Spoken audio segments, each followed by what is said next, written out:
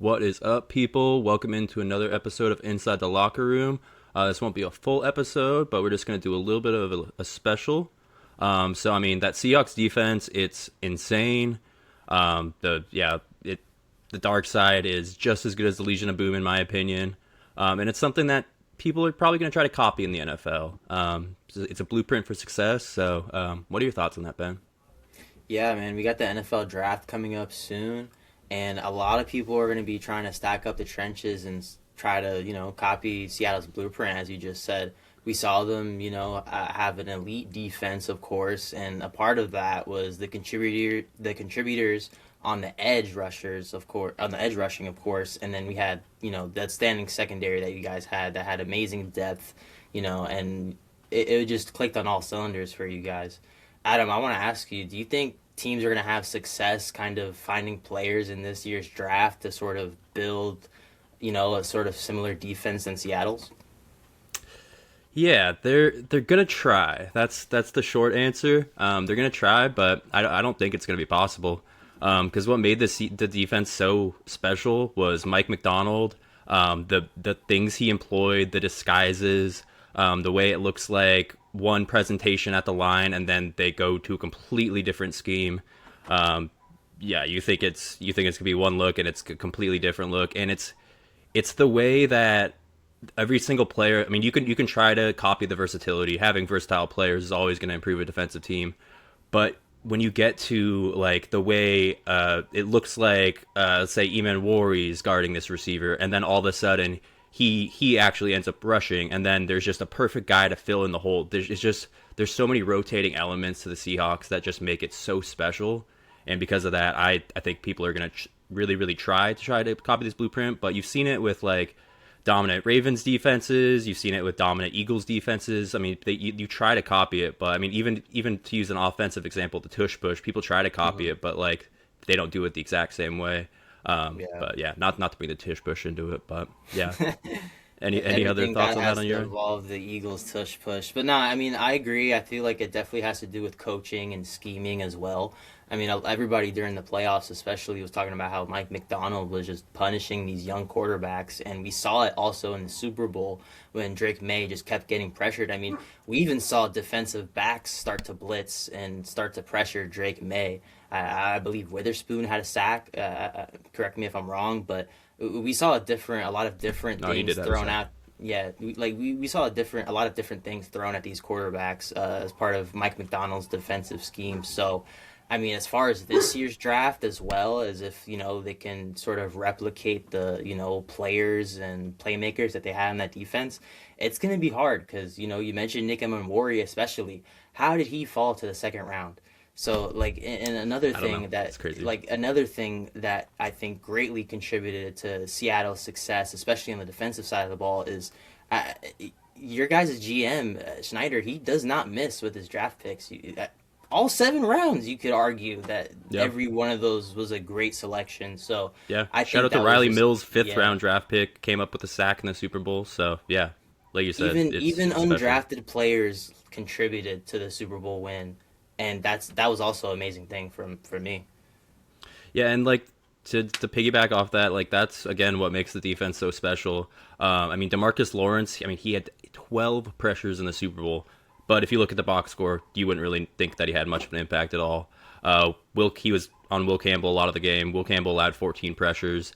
But like you expected it to come from Demarcus Lawrence and Leonard Williams. I even had like a small wager on them being defensive MVP. However, the players that ended up showing up, it was Derek Hall, who was, like you said, a pick that didn't miss, a second round pick that maybe hasn't been a big name up to this point, but he's a Hmm. steady contributor. He's one of the guys that that contributed to getting 40 plus pressures. There was like 5 or 6 different guys on the Seahawks, and then you had Byron Murphy, another guy that was a first round pick the year prior. People thought he was a bust, but he just didn't have the sack numbers yet. But then once you get all these little pieces, then it unlocked him, and then he shows up with 2 sacks in the Super Bowl. And like you said, Devin Witherspoon sack in the Super Bowl, but he just did a little bit of everything too. Just Hmm. showed up everywhere. Julian Love just playing that perfect center field.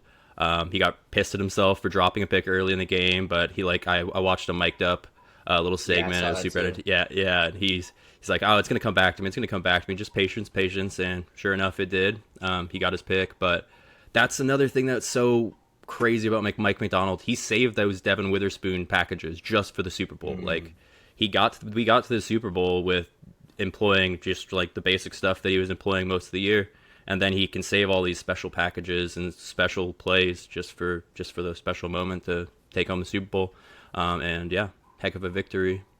But I mean, people are gonna try. Like all you can do is stack the defensive line, get a ton of different, like it's kind of like the new thing is the hybrid safety roles. Yeah, Where like a you variety of where they can play.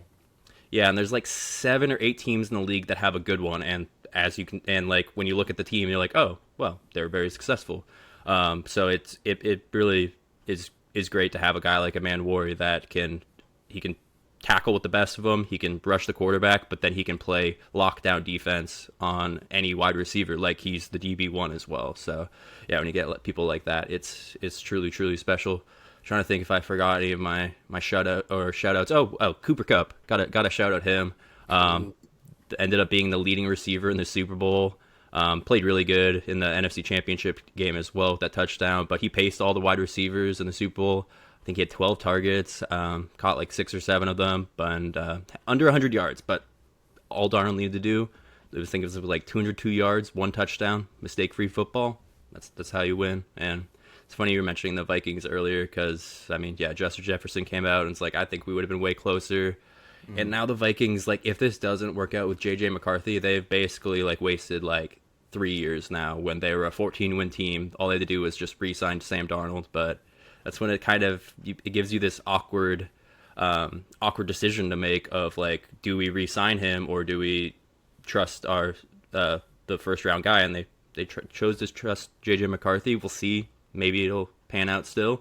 Could still be the starter next year. I still have him as the starter for the Vikings going into next year, but I mean, he's going to have to show it. He can't just like be a terrible player the entire game and then show up in the fourth quarter and win like 2 games, because he did have some moments in the clutch moments. Yeah, especially that Dallas game.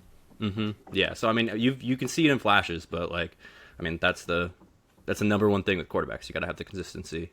And maybe the coolest thing by the Seahawks is they trailed for only 95 seconds the entire postseason, and then also became the only Super Bowl winning team to not allow a turnover after being second in the NFL in turnovers. And Sam Darnold led the NFL in turnovers. So that's just kudos to the entire bunch. And yeah, well coached. And Zachary Orr just got re-signed as the linebackers coach, so that's cool too. So more continuity coming into Seattle, and I mean, probably will eventually.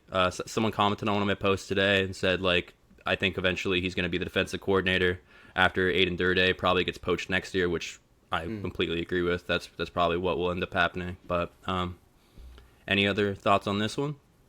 Yeah, so I mean, like we said, to sort of recap this whole episode, a lot of teams, going to this off season, you're gonna want to get big edge rushers and a lot of different looks on your defense. And when you were talking about the secondary with Witherspoon, different packages you could throw at a quarterback. That kind of reminds me of how the Texans defense was successful this year with Jalen Petre and Derek Stingley.